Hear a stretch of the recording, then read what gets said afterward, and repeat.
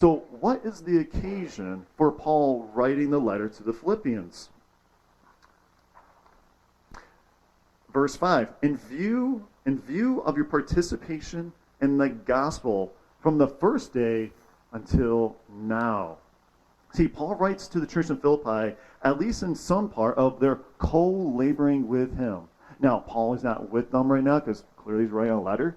But at some point in his ministry, he was with the Christians in Philippi. You know, if you read in the book of Acts, chapter 16, you read about his missionary trip to the church, or to the city of Philippi, and he planted a church there. So he's been doing ministry, at least at some point in time, with them. And he's very happy because he says, you've been participating in the gospel from the first day until now, which means that they've been consistently doing the Lord's work. And that brings joy to him, and I imagine that brought a lot of joy to the Christians in Philippi. And it's no different than like us.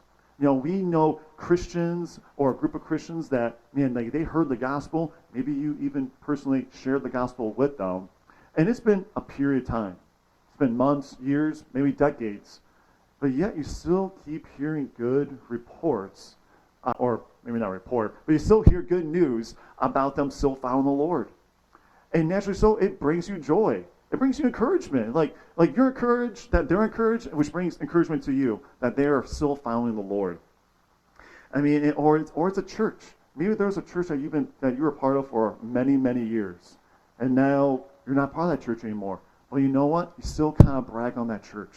You know, if you were to move to Columbus, I would totally recommend you go to Rock City Church. Now, I'm okay recommending that because it's 3 hours away, and I don't think any of you guys are going to be doing that 6-hour commute. So I'm going to kind of brag on Rock City Church. You know, I would say, man, Pastor Chad Fisher, yeah, it's a mega church. You know, it's 10,000 plus every week. But, man, he preaches hard on sin.